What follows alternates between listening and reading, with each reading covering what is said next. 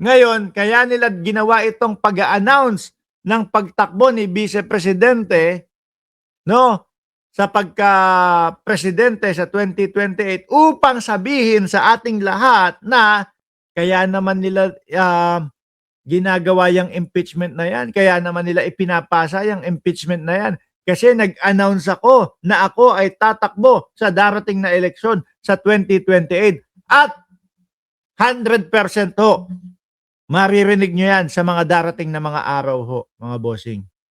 100% yan. Yaan ang sasabihin ng mga DDS at ni Inday Sara Duterte, pati na yung lawyer na mga hire niya.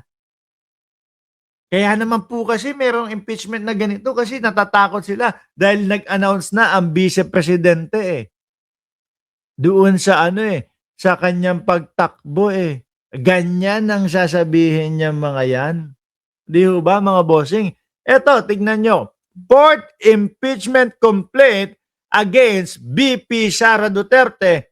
Look, a fourth impeachment complaint against Sara Duterte o Vice President Sara Duterte was filed on Wednesday before the Office of the House Secretary General, Manila 6th District Representative Benny Abante and House Deputy Speaker La Union 1st District Paulo Ortega endorsed the said impeachment complaint kay Vice Presidente.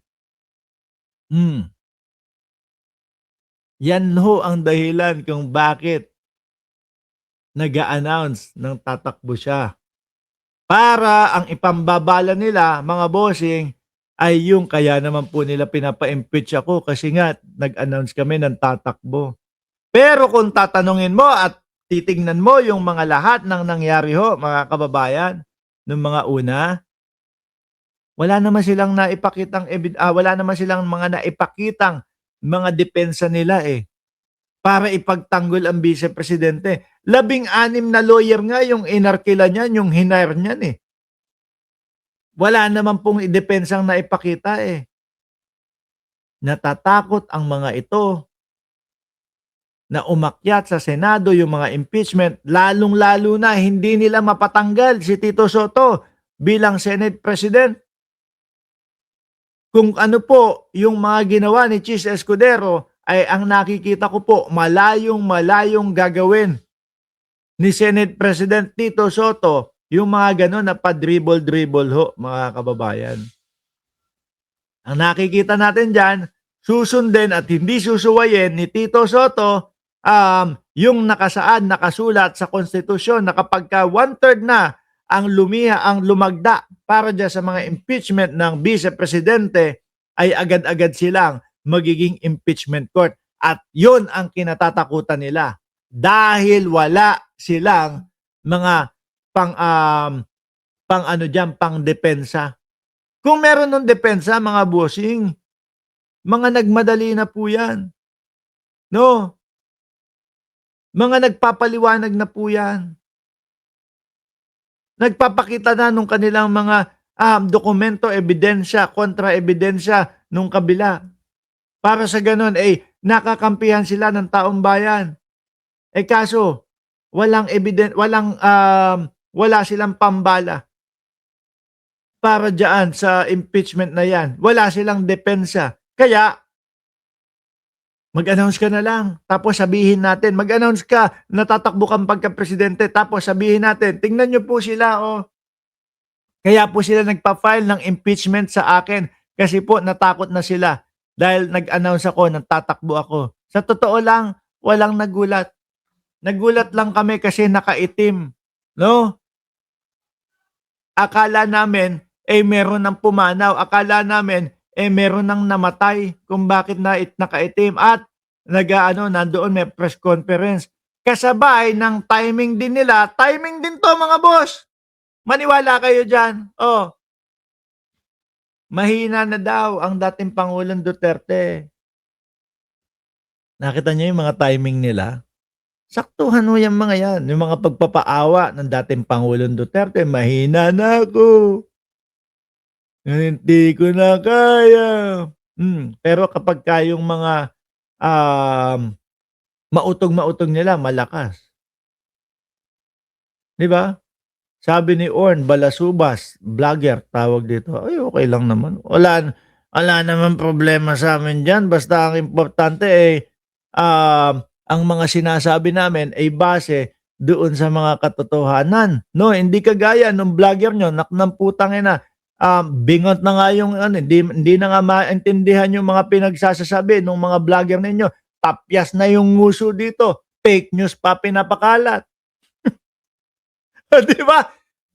Ang kaibahan pa, ano po,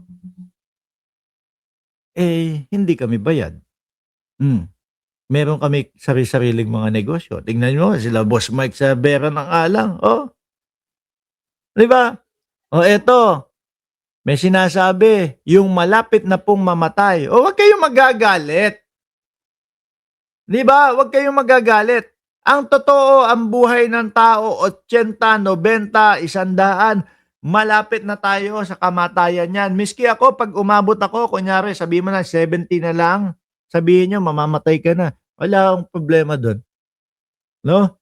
Dahil papalapit na naman, yung talagang buhay natin sa ending, mga kababayan, 'di ba? Sulat, 'no? I, Rodrigo Duterte, wish to waive my right to attend the hearing. Bakit naman, sir? Di sana, 'di ba, naipapaliwanag mo yung sarili mo? Oh, 'di ba dapat kapagka uma-attend kang ganyan, naipapakita mo at naiaano mo yung sarili mo, naipagtatanggol mo. Bakit may mga ganito? Sabi naman ng, ICC, kayang-kaya. 'Di ba?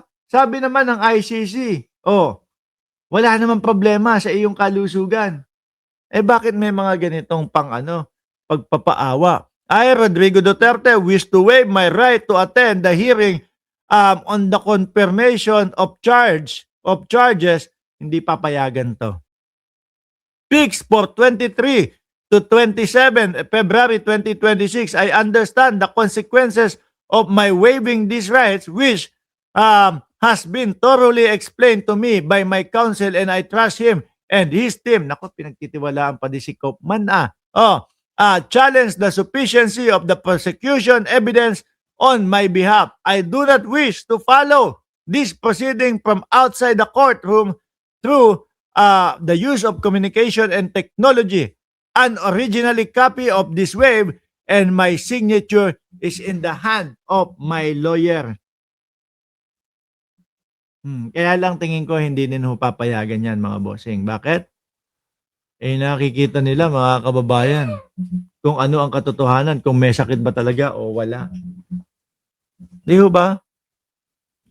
Mga paek-ek lang ho itong mga ito. Mga boss chief amo, sir. Anyway, kailangan ko nang pumunta sa gym, 'no? Kailangan ko nang magtrabaho, 'no? Para kumita ng pera. Magpapaalam muna ako sa inyo, ha? Maraming salamat and God bless po sa ating lahat.